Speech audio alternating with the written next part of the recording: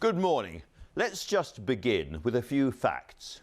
More than 31,000 people have died of COVID-19 in Britain so far, and that is almost certainly a big underestimate. And while detailed international comparisons are difficult, that official death toll is higher than in any other European country and the second highest in the world.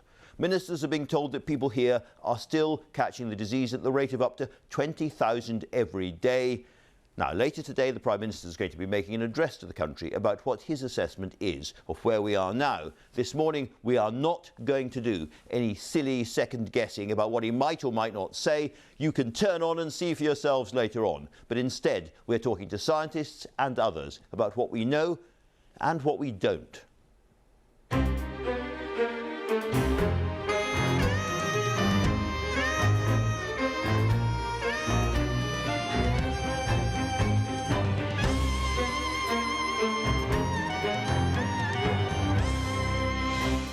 Today I'll be talking to Professor Peter Horby, the man who probably knows more than anyone else in Britain about the search for a treatment for coronavirus, and to the statistician Sir David Spiegelhalter, an advisor to ministers often quoted by them. Talking of ministers, I'm joined by the Communities Secretary Robert Jenrick and by Labour's Shadow Health Secretary Jonathan Ashworth. And as the Premier League debates whether it can restart, by the chairman of Crystal Palace, Steve Parish.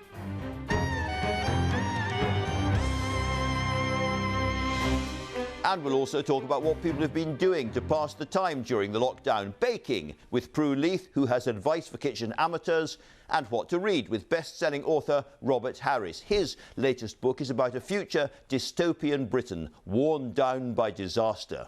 Because we need something to cheer us up this morning, reviewing the news, politics, lives, Jo Coburn, and the editor of The Spectator, Fraser Nelson. Don't go away. We start with the headlines from Rachel Burden.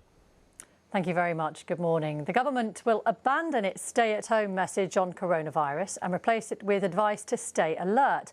Boris Johnson will make a televised address this evening where he's expected to announce a new warning system to track the threat of the virus. Andy Marr reports.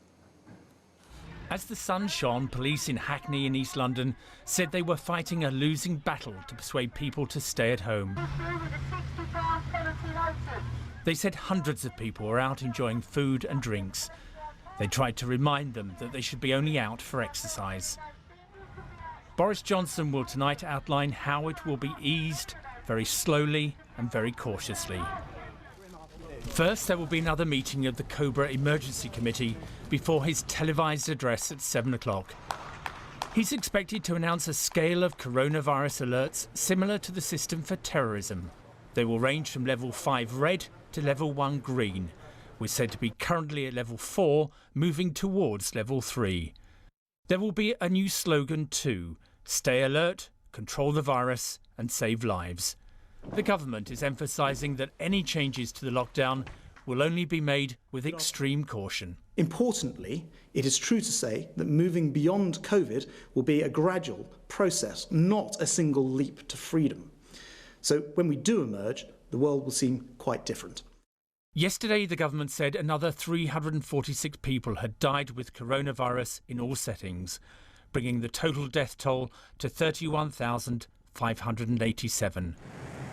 A few days ago, the government said there were some problems with the lab system for testing coronavirus swabs. It's now emerged that 50,000 samples have been flown to America for analysis there. It's not known how long it will take for the results to come back. The UK has failed to reach the target of 100,000 tests a day for 7 days in a row now. But the government said testing overall was at a much higher level than it had been. Andy Marr, BBC News.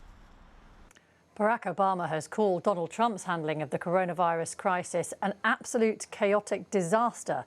The former president made the remarks in a leaked recording. White House officials defended President Trump, saying his response had saved American lives. The US has 1.2 million coronavirus cases and 77,000 people have died. Campaigners are calling for an inquiry into the impact the coronavirus is having on the UK's black and minority ethnic communities. More than 70 public figures have signed a letter to the Prime Minister. Black men and women are nearly twice as likely to die from coronavirus as white people in England and Wales, according to the Office for National Statistics. And that's all from me. The next news on BBC One is at 1 o'clock. Back to you, Andrew. Hello again, thanks. And now to the papers as ever. Front page of the Observer there, if you can see it. Little Richard, one of those people who created what we now call rock and roll, has died, turned to religion later in life, an extraordinary man.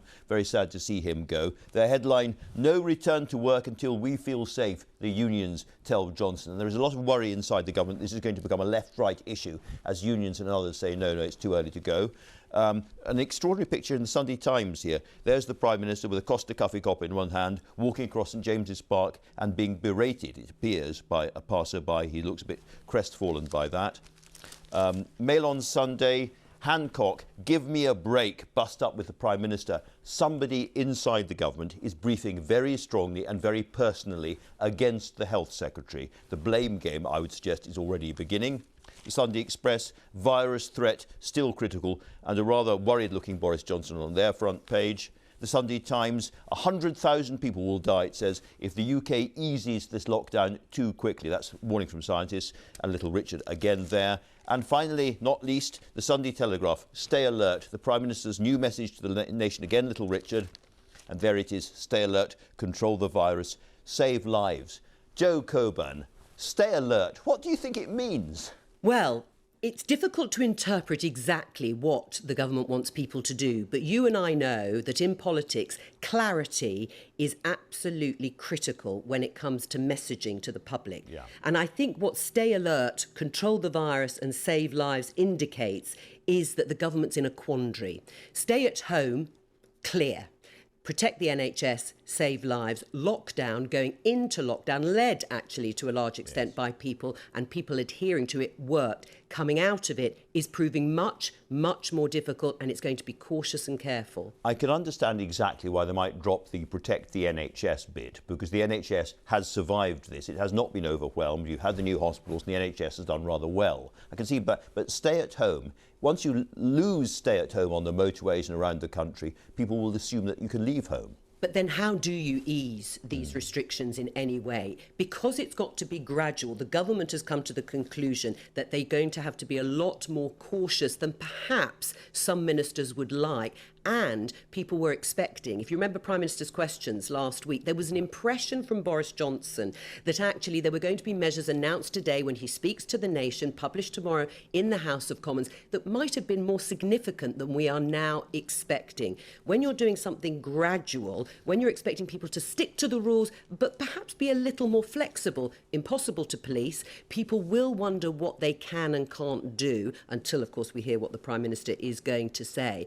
And the obsession of the government is about keeping this R transmission rate below 1, and that is why they are using this strange phrase, stay alert. Stay alert. It suggests that the entire country we're going to be wandering around in cat-like tread, staring at each other from the side of our eyes. Fraser Nelson, editor of The Spectator. There's a lot of politics behind this, and the politics is beginning to get quite angry, according to the Sunday Times and indeed the Mail on Sunday.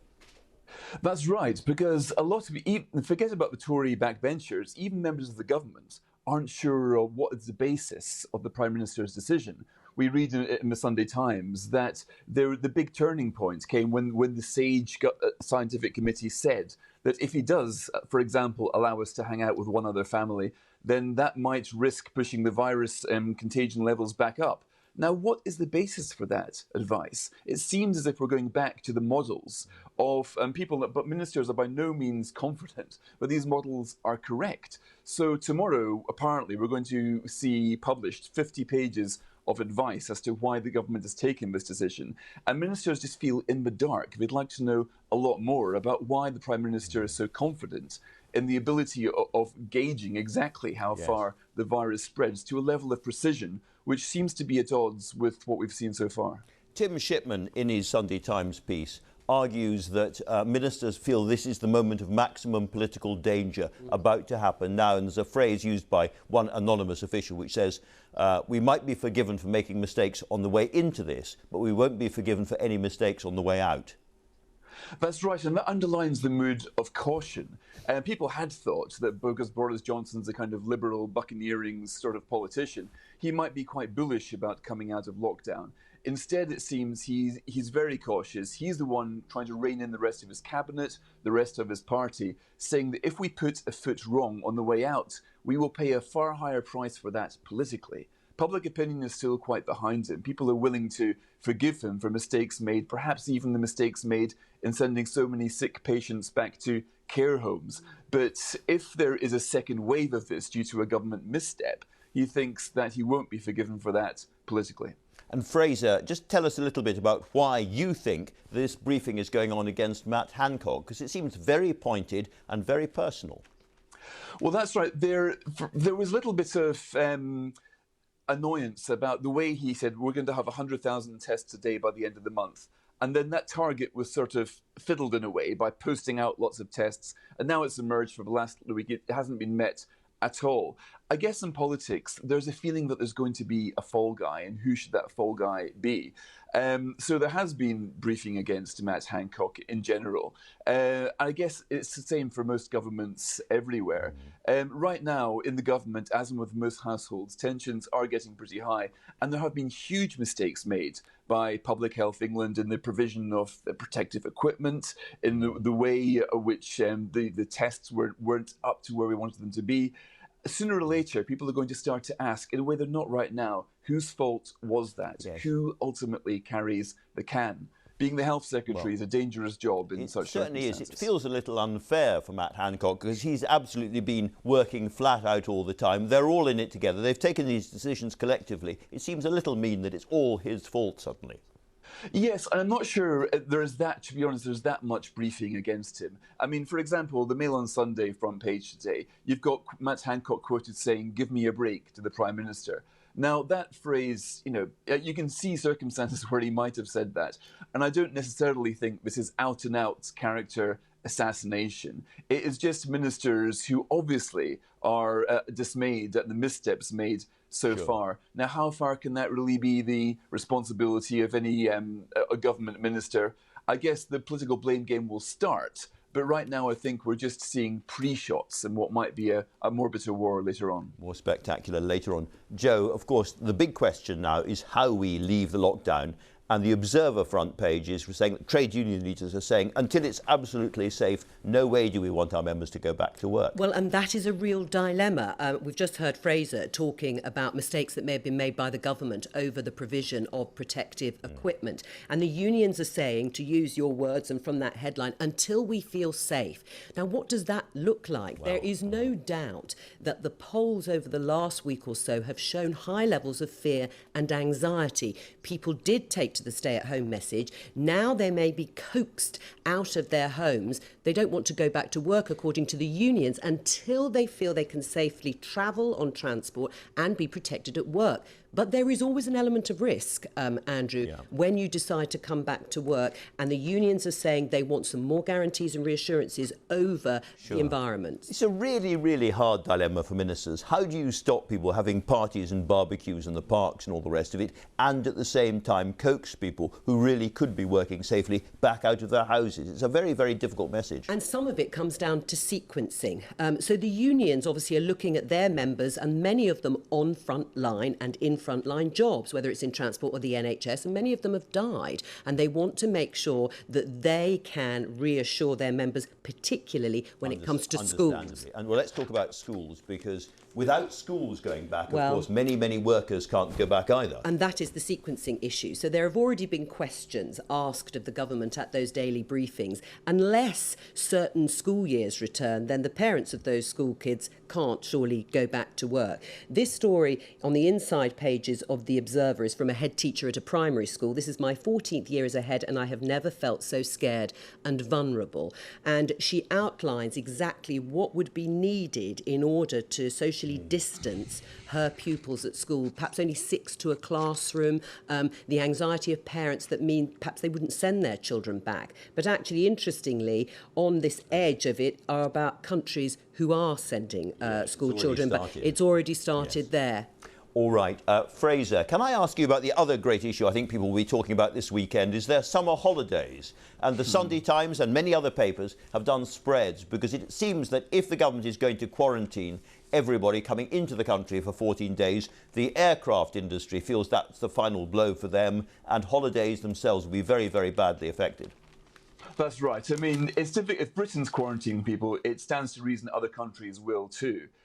So I think it's a pretty brave person who would book an expensive foreign holiday right now this summer. And the Sunday Times basically looks at this and says, you know, right now there's such little certainty, and it's not just the plans that are uncertain, it's whether the companies that you book travel with are going to still be solvent, if the hotel is still going to be running, even if the airline is still going to be flying in the summer. And the lack of the certainty now, mid-May, suggests that people aren't really going to be planning to go anywhere July and August. I think this is a time for boom in sales of tents, I think. Camping in Britain, cycling in Britain. I think we're going to have a Enid Blyton summer ahead of us. Fraser Nelson, Jo Coburn of Politics Live, thanks both very much indeed. Well, the weather, it was verging on too hot yesterday, at least for fair-skinned, big-eared Scots with only a sparse covering of hair on the bonce. So what's the outlook? Over to Louise Lear in the weather studio. Louise, snow! Hi there, Andrew. Well, here it is. Here is the perhaps the antidote. We've got some snow showers across Shetland at the moment. The cold air has arrived, not for all of us yet, because across Essex we've still got some sunshine. Beautiful morning in Frinton-on-Sea, but that cold air is pushing its way steadily south as we speak. Behind it, the air coming all the way down from the Arctic, and with that cold front, the winds are set to strengthen as well. So at the moment, it's sitting across the north of England, as you can see quite clearly. Some outbreaks of showery rain, the same too for Northern Ireland. That early morning sunshine across the south, it's not going to last. The cloud arrives here later, the odd spot or two of rain by the middle of the afternoon. Behind it, bright and breezy. The winds strengthening behind that weather front, gusting in excess of 30 to 40 miles an hour. We could still see a few isolated showers to the tops of higher ground, turning wintry in Scotland. But the temperatures are going to struggle today, and you factor in the wind, it's going to feel chilly. 4 to 8 degrees across that east coast, maybe highest values into the mid-teens, but it's not going to last. Now, throughout the week, high pressure builds, so it will be pretty dry, but we stay in the cold air, the bluer tones generally across the country. The winds will start to fall light through the middle part of the week, though, and so hopefully, slowly but surely, temperatures get back to pretty much where they should be for this time of year from Thursday onwards. There you go, Andrew. Back to jerseys and woolly socks. Now, football is meaningless, but it is magnificently meaningless. Those are the words of my next guest, and it encapsulates the debate that is raging about the Premier League. When should elite football in England restart? And how important is it in the grand scheme of things anyway? Football bosses will try to agree a plan at a crunch meeting tomorrow, and one of the people in the room, virtually of course, will be Steve Parish, chairman of Crystal Palace Football Club. Steve Parish, welcome. Just tell us a little bit about the importance of this meeting tomorrow. Well, it's another part of the journey of trying to get football back. I mean, to answer your first question, football is entirely unimportant in the context of the public health crisis, and everything we do, that has to come first. But we're a business at the end of the day, and we support jobs and taxes and the economy. And we would be derelict in our duty if we didn't find a way to try and bring the game back. Now, it may prove beyond us. Obviously, we have huge challenges in order to get it back to complete this season, but we're planning to do so, and hopefully we have the German example going on now. They're successful. That could provide a blueprint for us. Hopefully we can manage to do it, but we have to see what the situation is at the time. Well, you say the Germans have been successful, but Dynamo Dresden had one single case of COVID-19, and they've had to isolate their entire team and pull out of the German league immediately. So that just shows how vulnerable, how fragile going back is going to be. Yes, no, I didn't say it's been successful. We're hoping it's successful. All right. And they can provide a blueprint. Clearly, we can see some of the early challenges. They may prove insurmountable, Andrew, but the concern for us, of course, is if they prove insurmountable now, then we may be in for a very, very extended period of not being able to play. And that has huge ramifications, obviously, for the game. Now, we're obviously talking about the game restarting without the crowds, but nonetheless, if you are in the lower part of the league and you're worried about relegation, then this idea of playing on a neutral ground may feel very difficult for you. Lots of the clubs have protested about this because there is a well-documented home ground advantage, and if you're at the bottom of the league, to lose that advantage means you might be relegated. And that is going to be the big issue. So can I ask you whether you would compromise on the idea of all games being played in neutral grounds, allow some home ground advantage to get the league back to finish the season? Well, it's certainly not my proposal that we play in neutral grounds. It's obviously on the grounds of public safety. One of the other issues we've got, along with player safety, which is paramount, and staff safety, are crowds gathering outside stadia. The police at the moment have made it clear that they don't think that they can police every ground. Clearly, it's suboptimal. The whole thing, the moment the season stopped, the competitive integrity was breached. We will be going back to something that looks like our least worst option of playing. But all of those things, if we can get the game on, for me, are far better than discussing points per game or any of the other things that we may have to do in order to decide the end of the season. So deciding it competitively would be best. Obviously, if we can play in our own stadiums, that would be preferable for everybody. But at the moment, that situation is with government and with the authorities and isn't with us. Well, Crystal Palace is in the happy position, of course, of being mid-table at the moment, but Scott Duxbury, who's chief executive of Watford, said recently, "We're being asked to finish a competition that bears no resemblance to the one we started, which could end in a small club like Watford's time in the Premier League. Is this fair? Does it have any semblance of sporting integrity? Of course not." Well, listen, we are not entirely safe from relegation, although it would take a confluence of events for us to be relegated, but it has happened. And I have enormous sympathy with Scott's position. Having said that, as I said, I think it may well prove to be the least worst option, because if we stop, and because the decision has to be taken that the end of the season was when we played the last game, that would be equally hugely unfair to the three clubs that are currently in the bottom of the division. So there are no easy answers. We have to work through it as a collective, and I think we will, and we'll come out with a consensus in the end. Sergio Aguero, the Manchester City striker, has said that many players are simply scared of playing again. What would be your response if one of your players said, "Do you know what? I don't want to play, I'm too worried"? Well, the first thing we need to do is we need to talk them through the risks. We need to make sure that they understand it. Equally, the players that currently do want to play, they need to fully understand what risks there are. We believe, the doctors believe, that in the round we can make the environment one of the, if not the safest workplaces. But if a player really doesn't want to play, then I can't imagine any circumstances where we would make a player play, and we have to take all that into account. Yeah. OK. It's been estimated that to get the Premier League up and playing again would require 40,000 tests for players and staff and ground staff and all the rest of it. Are you convinced that 40,000 tests for football, and therefore those tests not being available necessarily for all NHS or care home frontline workers, is that a good use of resources, do you think, for the country? Well, we will want assurances as clubs that we're not taking resources away from anybody. We absolutely must not do that. We've been told so far that these are private facilities that aren't being utilised for this particular public health crisis.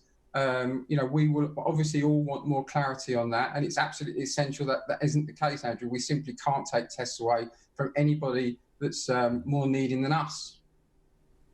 Is it possible, do you think, that if the season can't be restarted and Premier League football just stays on the ice, as it were, we could see big clubs as well as small clubs going bust?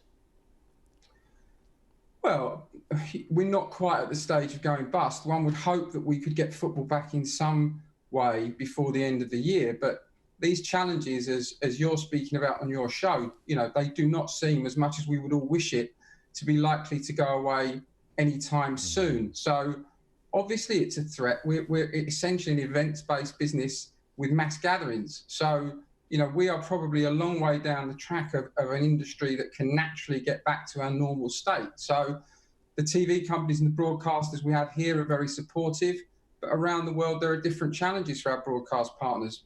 We know we'll be damaged coming out of this financially, because obviously we have no crowds, we have no match day revenue. That will go on for a long time.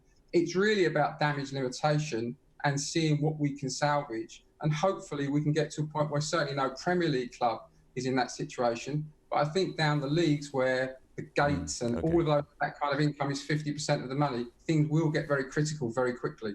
It's one heck of a job. Steve Parish, thanks so much for joining us this morning. Thank you.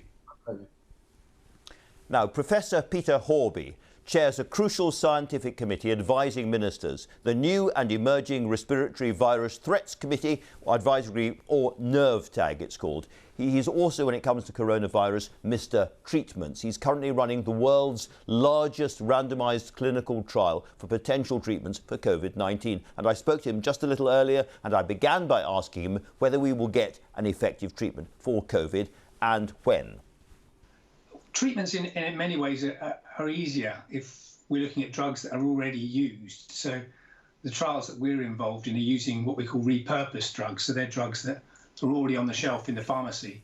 So if we can test those, if we show that they work, then we can give them immediately to everyone.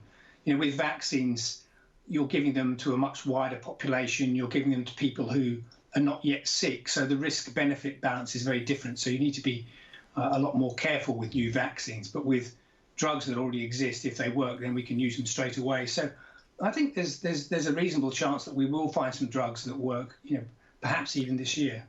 Well, remdesivir, for instance, has been already authorised, I think, for emergency use in the United States, and people are talking more and more about this, which I think was originally an Ebola drug, as being something that's actually useful for COVID-19. Yeah, so very recently, so two studies came out on the same day. There was one study from China. It was a small study, but it didn't really show any benefit. And coincidentally, it was on the same day, Anthony Fauci in the US announced the early headline results from the US trial, which seemed to show a benefit. So a reduction of about 5 days in the duration of hospital stay, which is great. They hadn't yet seen any benefit on mortality, but the final results are yet to be seen. You talked about... Sorry, I'm so sorry. You talked about these drugs being available if they work. But remdesivir, I think, is not widely available at the moment. In fact, you weren't able to get enough for your own very, very large-scale trials. Yes, I mean, there's these two sorts of drugs. There's the ones that are already available, the repurposed drugs, and then there's the experimental drugs. So remdesivir is not yet properly licensed for anything, so it's not yet available on the shelves.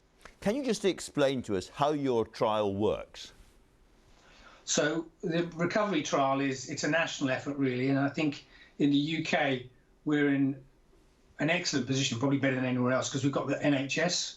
We've also got a national research infrastructure. So we've managed to open the trial across the whole of the UK.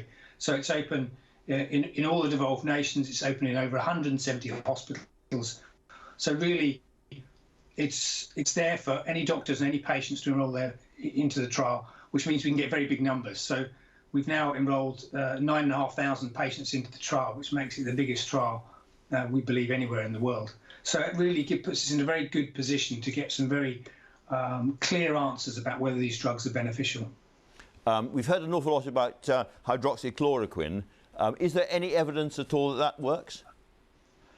There's no reliable evidence. You know, we've got to be really clear that the anecdotes we hear and the very small studies really aren't good enough. If you're going to start treating very large numbers of patients with drugs that all have side effects, you have to be really sure that they work. So I would say the jury's completely out on hydroxychloroquine. And this is the one. I'm so sorry. This is the one that President Trump was advertising from his podium in the White House. That's right. You know, I think that was well, it was just, you know, in a sense, almost reckless. You know, this has well-known side effects. There are cases of people poisoning themselves with this drug. It really shouldn't be used unless you've got good evidence that it works. And so we should tell patients that there are drugs that may work. If they want access to them, the best way is through trials, because then we'll know for sure if they work or not. Is there a danger that remdesivir, or whatever seems to be the lead drug after your trial, simply becomes incredibly expensive for the NHS? The company making it ramps the price up, everyone around the world wants it, and it becomes hard to get and incredibly pricey. This is where it's important that there's a global solidarity around these issues. There should be no opportunity for drug companies making vast profits from these drugs. Everyone across the world, whatever their income, including in the poorest countries, should have access to drugs like this. And they need to be made, if they work, they need to be licensed out for generic production so that they can be made available to everyone at cost price. And is it likely, from what you've seen so far, that actually in the end it won't be one single drug, but possibly a combination of 2 or even 3 drugs that are being used widely? So COVID has a sort of 2 aspects to it. You've got the virus and the viral replication, and we have antiviral drugs to sort of kill the virus, stop it replicating. But there's also a lot of inflammation, and so we have other drugs that target the inflammation. And you need both, I think. I think the best approach, therapeutic approach, will be a combination of 1 or more antivirals. You may need more than 1 antiviral to stop resistance, plus something that dampens down the immune response to the virus. So, Professor, you're chair of NERVTAG, this very important committee. The Sunday Times reports this morning that warnings about the potential death toll have been sent to ministers by scientists. And if we get the unlocking wrong, there could be 100,000 deaths in Britain this year. We have to be clear that this is not like a storm where we batten down the hatches and then it passes by and then we walk out into the sunshine and it's gone. It's still out there. Most of us have not had this virus. And so if we get this wrong, it will very quickly increase across the population and we'll be back in a situation of crisis. So we have to be incredibly cautious about relaxing the measures. Now, I want to ask you about this R number. On television and elsewhere, we talk about the R number with great confidence, but that depends, presumably, it's the rate of spread of the infection, on knowing exactly how many people in this country have been infected. And since we don't know that, the R number is presumably, question mark, at best, a guess. It's an estimate, yeah, and it's based on all sorts of data sources, all of which are imperfect, and you try and put them all together to get the best idea. And we always put confidence limits around our estimate. We say we think it's, you know, at the moment, say 0.6, 0.7, but it could be anywhere between 0.5 and 0.9. And really, what we need to focus on, what's critically important, is improving the information streams. We need to get data much quicker on the number of people that are infected in the community. That will allow us to have a much more precise idea of what's happening, and then we can calibrate the public health response so that we keep it under control. And we're now hearing about the R number in different parts of the country. Clearly, London is much more infected than other parts of the country. Is there any realistic chance of having, as it were, a city or regional breakdown so people in Norwich or Wales can know about the rate of infectivity in their area? It's very difficult. The overall, R number is a composite of actually what's lots of small epidemics. You've got epidemics in the community. You've certainly got epidemics in nursing homes and in the healthcare settings in hospitals, and there's regional differences. It becomes very difficult to break those down because they're so interlinked. And it may well be that there is different rates of transmission in different parts of the country, but because they're so interconnected, it may not make sense to have different interventions in different parts of the country. Now, we know that your committee, NERVTAG, advised ministers last June to stockpile gowns, and they didn't. What should ministers be stockpiling now, looking ahead? The personal protective equipment has obviously been a big issue. A lot of the planning was done around pandemic influenza. This has been more extensive, I think, than any of us were expecting any pandemic to be, particularly, I think, the issues outside of the healthcare setting as well, in nursing homes and places like that. So, but now, there are no excuses. We've really got a good idea of what we're facing, and we should be making sure that we have access to the highest quality PPE that we can get. I think there's a real serious global problem with supply issues, but hopefully that will be solved over the coming months. Richard Horton, who's editor of The Lancet, had a bit of a go at government committees like the NERVTAG. He said most of the members or participants in SAGE, that key committee, are actually government scientists on the payroll of the government. We did not have truly independent scientific advice. This is a system which is corrupted. We do not have people who are truly able to give truth to power. Do you feel in your position you can properly tell truth to power? Yes, I think he's mistaken there. I mean, there are a lot of government advisors who observe on the committees, and that's I think right, so they can actually see what the deliberations are. They can understand the thinking process, the science, so that they can make their policies fully informed about what are the uncertainties, and what the data are saying. The scientists on those committees are completely independent. They're seasoned, they're not intimidated by politics or politicians, and there's very robust discussions at those meetings, and there's frequently quite heated arguments. And to say that those people are somehow influenced by the politicians, I think is wrong. So NERVTAG itself's been criticised after giving COVID-19 only a moderate risk assessment. I think that has been a bit misunderstood. The risk assessment was what's the actual risk right now to the people in the UK, and it's a risk assessment that's based on geography. So is the risk greater at that time in China or Italy than in the UK, and what is the risk going to do over time? And so that moderate was what was the risk on that day to people in the UK, and it changes all the time. And it also was not used as a trigger, so it wasn't used as a trigger for any action. Parallel to that, there was intense effort to respond to what we all knew was a major threat. So it was the risk now, not the risk coming, to put it simply. Yes, that's right. Professor, thanks very much indeed for talking to us today. Thank you very much. Now, as we plod on through the lockdown, one thing people are turning to is baking as a form of therapy. Supermarkets up and down the country have been running low on flour, so unless it's being used to make papier-mâché sculpture, it's a fair guess that most of it is for cakes. But what do you do if you're a baking newbie, nervous about the whole business? Help is at hand, I asked Prue Leith, who's been putting up YouTube videos to help people get into baking, for her advice. First of all, cooking and baking are really easy. You should just follow the recipe and guess what? It will work. So that's my main tip. But we're running less out of flour now. The real problem was packaging. They only had flour in huge, great bags for restaurants and for catering companies and bakers. And now they're managing to get it into smaller bags. So the flour is there.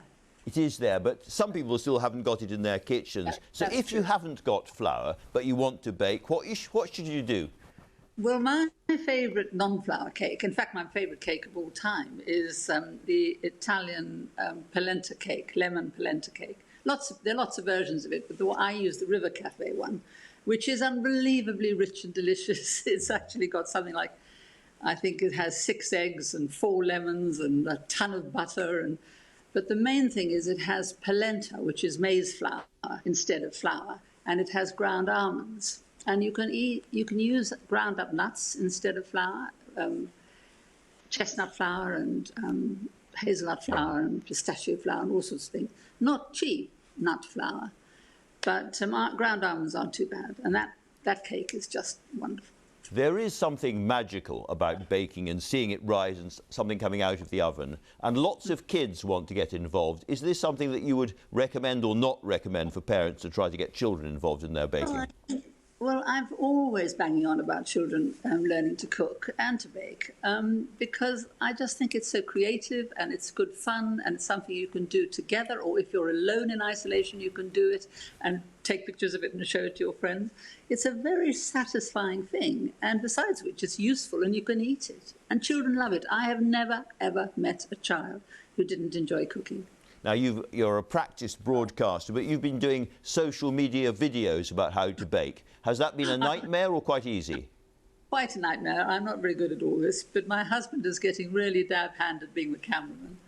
So it's getting a bit better. But to be honest, I haven't got the patience. I'm so full of admiration for all those YouTube cooks who make the most amazing demonstrations and everything is perfect and the background is right and the hands are in the right position and everything is perfect.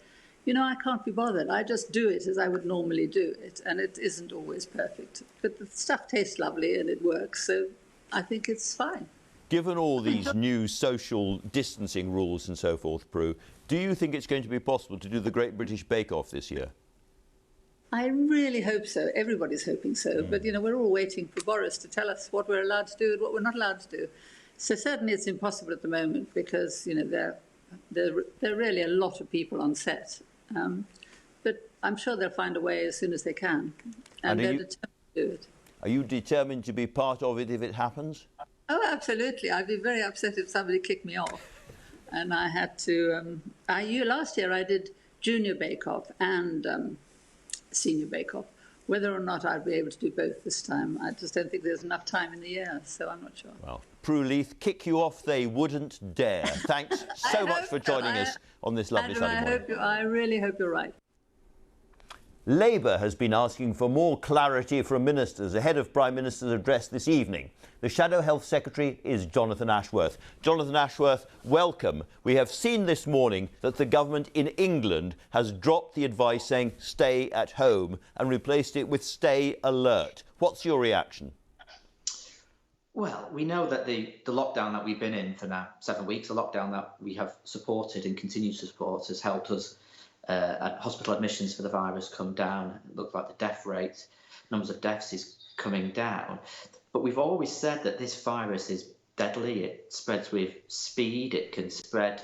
It can be transmitted by asymptomatic or pre-symptomatic individuals. So when you're dealing with a public health crisis of this nature, you need absolute clarity from government about what the advice is. There is no room for nuance. And I think the problem with the new messages is many people will be puzzled by it. They won't understand what we mean by stay alert. So I hope we can get clarity from the government today as to what exactly this new message means, because this virus really does exploit ambivalence and thrive on ambiguity.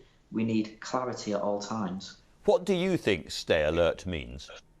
Well, I'm not entirely sure, because as Matt Hancock has said before, this is an invisible killer, and we know it is highly, highly deadly, this virus. Our death rate is tracking at one of the worst in Europe. It's particularly deadly for those from poorer backgrounds and those from Black, Asian and minority ethnic backgrounds. And indeed, those who catch the virus and survive, many will have long-term health problems as a result of getting this virus, which is why I think the stay-at-home message was an important message that people easily understood. So look, I hope Boris Johnson can give us the clarity that we need, because when you're in a pandemic like this, you need people, and you're asking the public to adjust their behaviour. You need that clarity in your public health messaging. We always knew that getting out of the lockdown was going to be a complicated and difficult process. Labour has been calling again and again and again for a path out of the lockdown. So do you take a little bit of the responsibility for confused messaging at the moment? No. I mean. Oh, sorry, my iPad fell over then. No, but there was confused messaging this week, wasn't there? Where we saw different briefings to different newspapers, and that's why we've seen, for example, this weekend, people going to parks and more road traffic and more call-outs for our Coast Guards. But at the same time, I don't think it's unreasonable to ask the government what its strategy is for the coming weeks, because we know we need more testing and tracing infrastructure in place. That's what other countries who have been successful, like South Korea, put in place early on. We didn't put that in place. In fact, we abandoned our contact tracing. I'm sorry to jump in, but isn't there a contradiction between asking for clarity on the one hand and constantly asking the government to explain what it hopes might happen in the weeks ahead? Those two things are never going to be the same, are they? No, I don't think they can, because I think we can treat the public like they're grown-ups. I think we can offer the public clarity and explain where we are going with the virus. That is not the same as saying to people, oh, the lockdown might end on Monday, like was briefed to various newspapers this week. It's about understanding that we need a route map for how we transition out of the lockdown, because the lockdown, important as it is fundamentally a blunt tool. It is not the strategy in itself. And while we are in this lockdown, we are building up huge societal problems. It affects the economy, but lots of people are getting their treatments cancelled, cancer patients having their chemotherapy and radiotherapy delayed. And of course, taking children out of schools for so long also has huge implications for our young people as well. Indeed. So asking these questions, I think, are important and not unreasonable. Can I ask you what your view is about ending the lockdown differently in different parts of the country? Because I've been looking at the figures and they're really interesting. London has a mortality rate of 86 deaths per 100,000 people. Your own constituency, Leicester, has 34,000, so much, much lower. And you look at somewhere like Norwich, which is just 5 deaths per 100,000 people, and yet Norwich and Leicester and London are all being treated at the moment as if they are the same. Do you think there is a case for lifting the lockdown differently in different parts of Britain? Well, I think there's a case for targeted testing and tracing regimes. So, for example, we know that we have a higher proportion of deaths amongst deprived communities, usually in urban areas, in overcrowded accommodation. And yet our targeting strategy at the moment is just basically hitting a big number. They wanted to hit 100,000 and they hit that last week, but the figure has drifted down ever since. So I think you can target your testing and tracing at certain sections of your community, deprived areas, Black and Asian minority areas, but also certain cohorts of your workforce. We should be testing every healthcare worker, for example, whether symptomatic or asymptomatic. We should be testing everybody in a care home. Some of the issues about having a lockdown in one bit of the country and not in another bit of the country is that when that approach was attempted in Italy at the start of their outbreak, lots of essentially middle-class people went from northern Italy to southern Italy and took the virus with them. So it doesn't, those sort of locking down bits of the country, not locking down other bits of the country doesn't work. But what you need to do is be more sophisticated in your testing and tracing infrastructure. Meanwhile, Labour has introduced a new policy of your own, which is that people renting who fall in arrears should be given 2 years before they have to pay them back. And a lot of your own supporters, a lot of people in the Labour Party feel this is far too cautious, and actually such arrears accrued during COVID-19 should be written off completely. I think the issue is that as we come out of this COVID crisis, society cannot be the same again. It shows that we need more public investment in our public services. We need strong infrastructure in this country.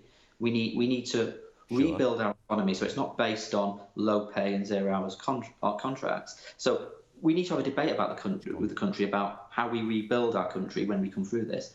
But in the meantime, we need to put in place measures that support people to get through this, because a lot of people are going to find themselves financially and economically worse off as a result of this lockdown, and they need to be supported.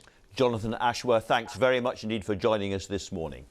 Now then, if you've been watching the daily press conferences or Prime Minister's questions this week, you will have heard the name Sir David Spiegelhalter. He's a statistician who's advised the government's SAGE committee on COVID-19 and is much quoted by ministers about the difficulties of making international death comparisons. I spoke to him just before we came on air and asked for his best estimate of how many people in this country have had COVID-19.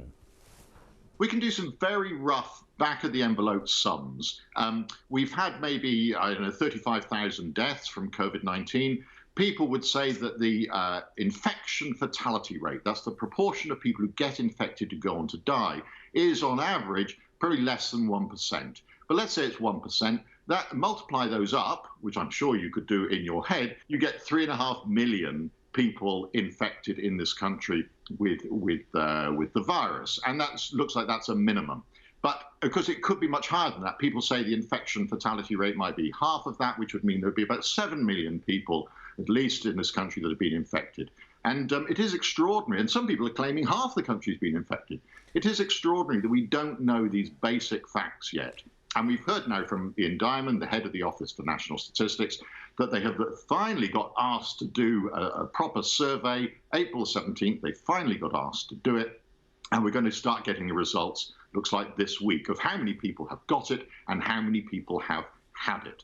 And I think it's extraordinary that we've had to wait this long for this most basic information. And I think that's the one bit of criticism I am willing to make about the government, is the fact that the testing the development of the testing has been so delayed. So I gather the most useful figure probably at the moment is the number of excess deaths per week or per month at the moment. What can you tell us about that? Well, I think that is the most useful figure to look at. And if we look at over the last 4 weeks of the data available for the Office for National Statistics, which is the reliable source of information, goes up to just April the 24th. So this is still 2-week-old data. We can see that instead of over those 4 weeks, with the 42,000 deaths we'd normally expect at this time of year, in fact, we observed 79,000. That's nearly double. That's 37,000 extra deaths. But only 27,000 of those had COVID-19 on the death certificate. And that leaves about 10,000 extra deaths, running at about 3,000 a week, which are kind of unexplained. And this is the mystery. What has caused these extra deaths? And they're undoubtedly there, an undoubted spike in non-COVID excess deaths. Now, some of them will be under diagnosis, where it's the Doctors were not willing to put it on the death certificate. But Sir Ian Diamond last week in your programme was quite clear that he was attributing much of these to what's called the indirect deaths, or the collateral damage, the damage caused by the disruption to the health service. And this is so clear when we look at the data from care homes and at home and people's homes. There's been a massive shift of deaths from hospitals into care homes and homes. And that is not necessarily a bad thing, that people can die in more familiar circumstances, but there's also a lot of additional deaths happening out of hospitals that we wouldn't have expected at this time of year. More than half the deaths in care homes, which are running at 3 times the normal rate, are not being labelled as COVID. And it seems to me this is unbelievably important. These are just short-term, immediate deaths due to people not going to hospital, not calling the ambulance when they're ill, and so on. And that, of course, is let alone the damage that's being done in the longer term by the lack of chemotherapy, radiotherapy, elective surgery, and so on. The disruption to the health service is, I think, when we look back on this, will be seen as a massive issue. Now, you had a slight run-in with the Prime Minister last week when you criticised him for quoting you in terms of the uselessness of international comparisons. So let's hear your actual view. Okay, my view. I wrote an article for The Guardian because I'd got so fed up with this sort of, I think, rather media-based competition about who's top. Is it Britain or Italy? That's the worst. And I just wanted to say that because of the enormously different ways that different countries were reporting their data, that is a completely fatuous exercise to do a sort of Eurovision between who's the worst in Europe. But I should have made much clearer that what I was talking about was the comparisons between essentially the bad countries in Europe, UK, Belgium, France, Spain, Italy. I was not saying, that we can't make any comparisons at all, because clearly it's important to note that we, as that group, is way above, in terms of their mortality, above a group like Germany, Austria, Portugal, Denmark, Norway, who have low fatality rates. If only to say that, what's happened in this country is not inevitable. It doesn't mean it had to happen. And I wasn't very clear about that. And then I found that my paper was being quoted by ministers to support the claim that we can't make any international comparisons. And I thought it'll go away. But finally, Boris Johnson used this in a response in parliamentary questions, and I felt forced, and my colleagues encouraged me to actually go public and say, please don't do this. This is not what I meant. Don't use this to make this claim that we can't make comparisons. And I tweeted that out, and it's my one and possibly only viral tweet with over 10,000 retweets. So you said it wasn't inevitable that we had that number of deaths. And that then leads to, are we talking about policy, or are we talking about the clustering of people in London and other issues? There are so many reasons why countries can differ, and that, let alone the policy. The age distribution, I didn't realise in Ireland, 6% of the population is over 75. In Italy, double that, 12% of the population are over 75. And this is a disease of the over 75s almost completely. So I think that these are all many comparisons. We're a densely populated country, all sorts of things. But there's still, and so making these fine comparisons is extremely difficult indeed. However, when you see really massive differences between countries, then it is really worth trying to investigate why. But I'm not saying why. All right. You mentioned there it's a disease of the over 75. So let me ask you another, again, straightforward sounding question. How scared should most of us be of dying of COVID-19? Yeah, it's an interesting question, because as lockdown is released, we're going to be, this is turning from essentially a societal threat into risk management. And so I think it's very important that we are aware of what the risks are. I'm not saying how anybody should feel or what they should be worried about, but I suppose my aim as a statistician was that people's anxiety should be at least roughly proportional to the actual risks that they face. And I've been looking at some data. Do you want some numbers? Come on, I'm going to give you some numbers. Whether you like them or not. Right. So Office for National Statistics had reported nearly 30,000 COVID deaths up to April the 24th. Okay, let's look at a young group. People are anxious about children. Now, there's 10 million under 15s in England and Wales. Now, how many of those have died and had COVID on their death certificate out of these 30,000 who have died with COVID? Tell me. 2 out of 10 million. Now, and it's very tragic cases. I suspect they might have had something else wrong with them. Okay, so that's 2 out of 10 million. This is the tiniest risk you could ever think of. And so I do think that when people start talking about protecting our children, this is a bit of a delusion. Obviously, I'm talking about risks to the individual themselves. We have to think about the potential for spreading the virus, and that's absolutely vital. But when we're talking about personal risk, for young people, it's staggeringly low. If you look at under 25s, there's 17 million of them in the country. We have had 26 deaths recorded. Again, many will have had other conditions. That's still just 1 or 2 per million.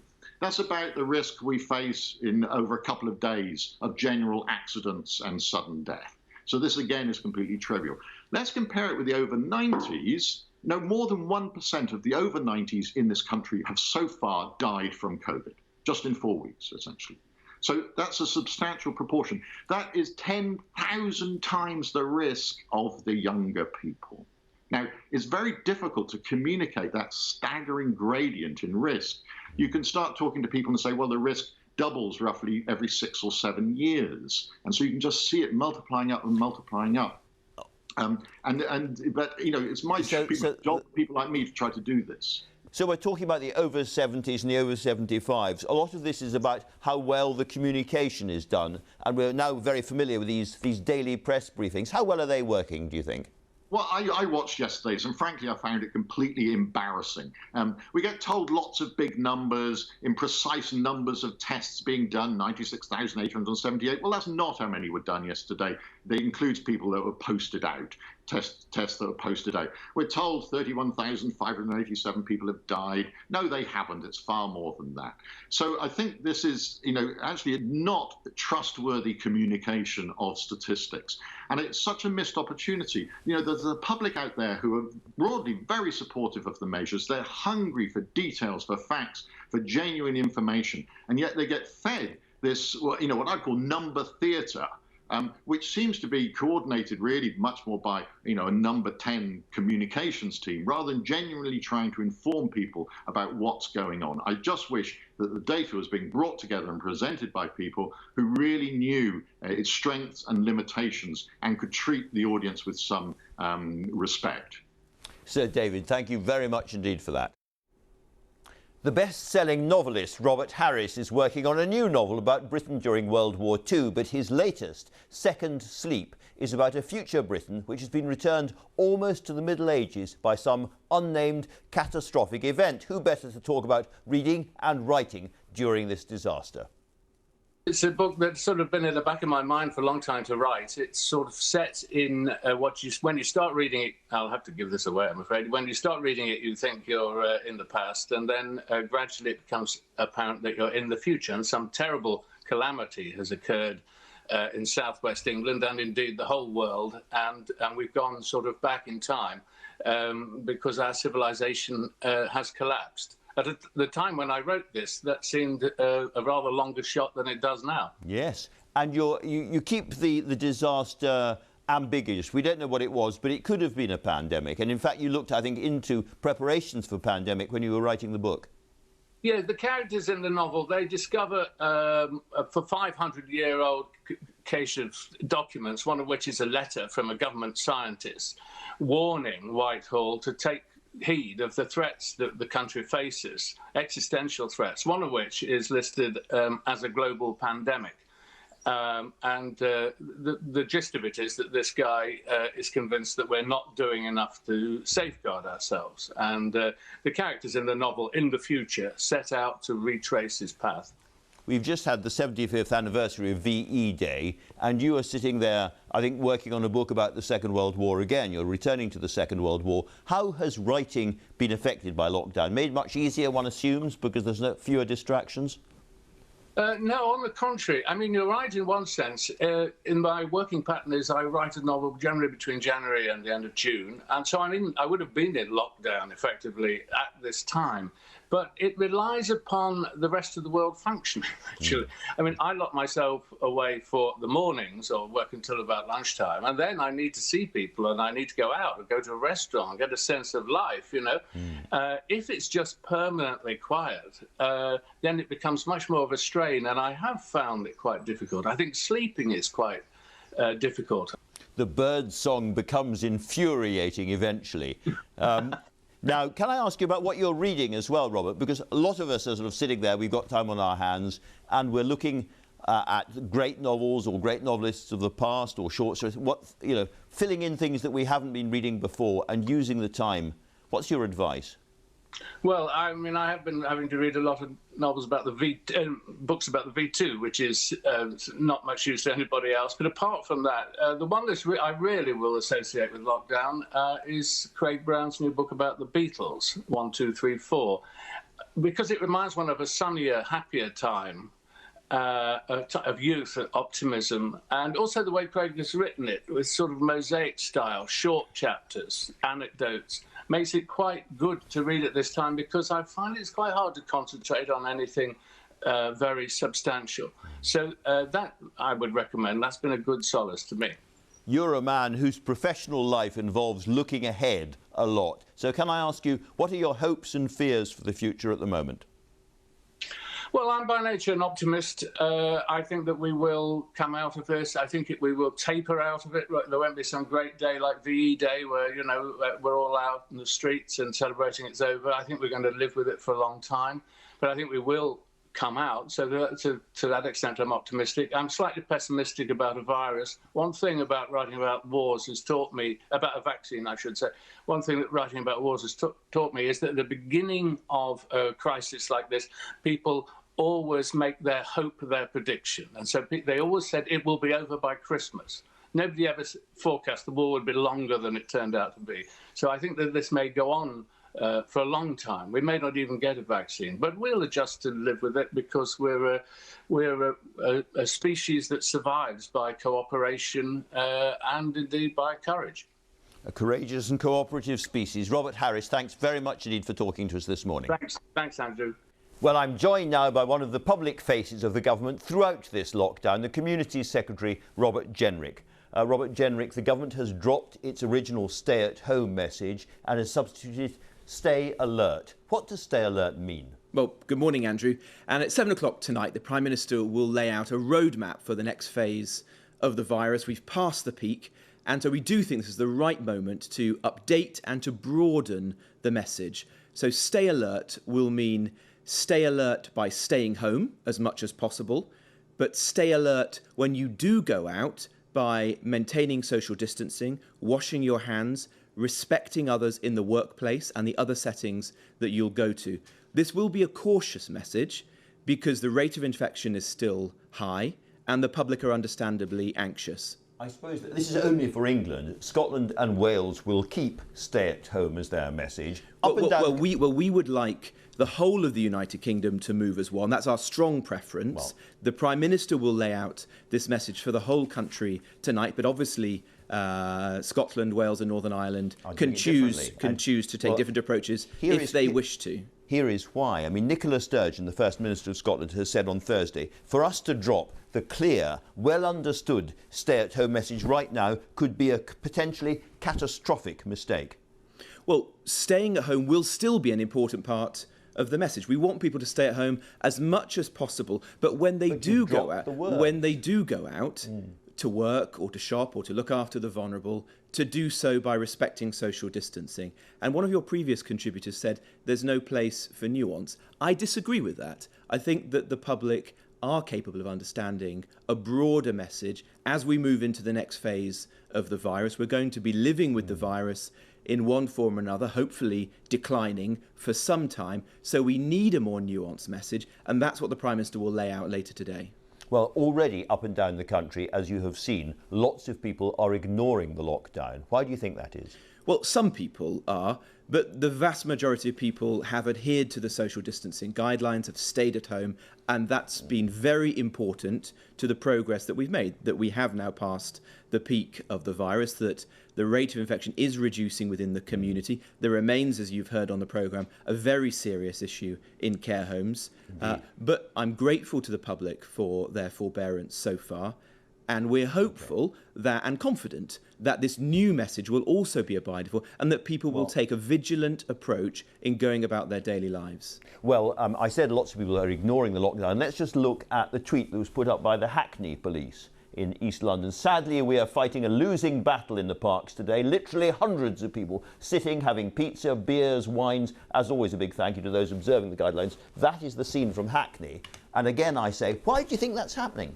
Well, throughout the lockdown measures, you have been able to draw up scenes of particular parks or beaches or locations. These are actually rare. The vast majority of people have obeyed the guidelines, and you see that in the statistics, for example, of the number of people who have been issued with fines, which is low across the country. Overall, the police have been able to maintain the social distancing guidelines during the lockdown by consent, because people have wanted to obey this, and that's important.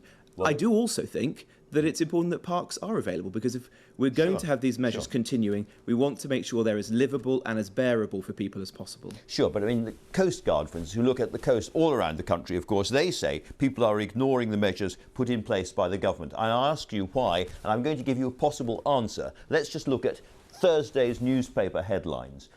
There we go. Magic Monday. Hurrah, lockdown freedom beckons. Happy Monday, lockdown will be eased next week, and so on and so on. Did any government briefing contribute to those headlines? Well, I don't know. It's certainly not something that I've been involved in, and I hope not. But you and others have been asking for the government to lay out a strategy for the next phase of the virus for some time, and that's exactly what the Prime Minister will do tonight. But I would just stress again, staying at home will remain an absolutely essential element of that strategy, but it will broaden out and will encourage people to stay alert when they're going about their business, when they're going to work, for example, if they have to. And that's important, because if we're going to be living with this for a while, we've got to ensure that people remain socially distanced, wash their hands, take all of those other steps, as well as simply staying in the home. I showed you, I think, 6 front-page headlines across the national press. You and I have both been around a bit. We both know perfectly well that 6 newspapers would not have put that message on their front page without a clear steer from the government somewhere. Well, I'm not going to preempt what the Prime Minister will say this evening. I'm not preempting. However, this will be a cautious approach. There will be no grand reopening of the economy tonight. There will be a message of caution, of personal responsibility, being vigilant and staying alert. And by doing that, we will help to control the virus. And in time, not today, but in time, we'll be able to gradually reopen the economy and the other aspects of our lives. None of us want to see the lockdown continue for one day more than is necessary. Today isn't the moment to do that, but we will be setting out the plan. And each stage on that road, each milestone, will be conditional upon keeping the rate of infection to a manageable level. This was disastrous mixed messaging as far as a lot of people in the country are concerned. Your own advisor, Sage, said it's incredibly damaging to have bits and pieces of information leaked. Sections of society may take this as we'll do what we want because it's all changing on Sunday anyway. Once the lid is taken off and people break the rules, they'll be much more likely to carry on breaking them. And that is the response after headlines like that. I ask you about the Prime Minister himself, who said in the House of Commons, we will want, if we possibly can, to get going with some of those measures on Monday. This has not been a very astute piece of messaging, has it?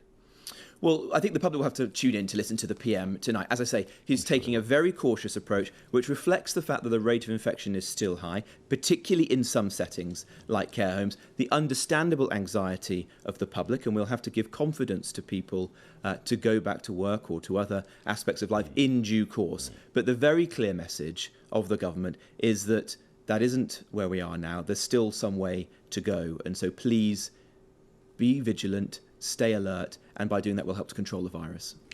You set this very important target of 100,000 tests a day over the last 7 days. For how many days have you hit that target? Well, we hit it on the date that we said we would and the following day. Every other day we've fallen just short of it. Capacity is over 100,000 and that's important. We want that to rise to 200,000. I think it is worth saying we've come a long way with this. You know, at the end of I think February we were 2,000, March 10,000, April around 100,000. So we are moving in the right direction, but of course there's more work to do there. In 7 days you didn't hit it once. And you say capacity is available, in which case, why have you had to send 50,000 tests to America to be checked? Well, those are two different questions. Capacity, in terms of having the tests available to test people, that has been available. However, there was an issue with a lab, and that meant that we had to send some of the tests to the United States to be processed and the results brought back to the public. And I think, if anything, that just shows our determination to get the job done. We had a contingency plan. We put that in place as soon as there was an issue with the lab that was otherwise going to be processing the results. And we did that so that the public, who were waiting for the results, could get them as quickly as possible. And that was the right thing to do. Well, you see, it's two different issues, but a test doesn't mean much unless you can actually read the results properly. So what was the problem with the laboratory? There was a temporary failure at that laboratory. We've had one with 2 laboratories now, different issues. But in each case, as you'd expect, there is a contingency plan. And this contingency plan, you know, was a very well worked through one. It was to get the test to the United States, have them processed there, get the results to members of the public as quickly as possible. Carol Ann Doherty, who was one of those people involved in the test, said on yesterday, she just said, still awaiting test results that were collected from us last Saturday. This process is beyond ridiculous. My husband is a key worker who can't work till results are back. This process has been one disaster after another. And Carol Ann is not wrong, is she? Well, I'm sorry to hear her experience. I don't obviously know the individual circumstances there. I've heard positive feedback, for example, for those people who've gone to the mobile testing sites. We have almost 100 of those now. Their locations are being focused on places that are accessible for care workers, for example, and the experiences that I've heard as local government secretary, people going to those, particularly the ones that are manned by members of the armed forces, have been extremely positive. There's clearly work to do here. I'm not going to dress up the challenges that we've faced, but the capacity for tests has increased enormously, and we're now building the network that we need for track and trace, whether that's through the app that's being piloted in the United States. On the app, since you mentioned it, are we developing a second app at the moment, which will be a different kind of app? We have an app that's being rolled out on the Isle of Wight, but we are also paying attention to what's happening elsewhere in the world. This is a pilot in the Isle of Wight. We're trying to get as many people to sign up to it as possible. We have around 50,000 people who've downloaded it. I'm sorry, can I just ask very specifically, are you looking at a second app or not? We are learning lessons from the other apps that exist elsewhere in the world, and if we need to change our app, we will do. That's the point of piloting this before we take it national across the whole country. But I'd like to say thank you to the people on the Isle of Wight for signing up. We have, I think, around 40% of the population of the Isle of Wight who've downloaded it in a week. That's a great step forward. One last try. Are we developing a second app or not? As far as I'm aware, we're not developing a second app, but we are paying attention to the other apps that exist elsewhere in the world. And if we need to adapt our app or move to a different model, obviously we will do. We want the best app. This R rate, which is a difficult thing to talk about in many ways, but it's going up at the moment, and that is because of the outbreaks in care homes. Now, we know that people have been sent to care homes from hospitals without being tested first, and we can see the results of that. But does it also mean that the rest of us are going to have to go through lockdown for longer because of what is happening in care homes? Well, the situation in care homes has been extremely challenging. We all know that, and our heart goes out to everybody who works in care homes as well as the residents. We have a clear strategy for care homes. One element of that is a better discharge policy with the NHS, and that means that no one will go to a care home unless they are known to be free of the virus or have been either in hospital or another setting for 14 days. So that is a big step forward. We're also working on the movement of staff and people coming in and out of care homes, again, so you bring fewer people into the home and shield homes which have not yet had outbreaks. And the testing, which I spoke about earlier, will also be important because we're testing residents and staff of care homes, including the asymptomatic. There is now a comprehensive strategy for care homes, and I want to obviously see each of the elements of that rolled out as quickly as possible. All right, very briefly, you saw David Spiegelhalter pull on his taxi boots and jump all over your daily press conferences. Are you going to rethink as a government the way you present these numbers?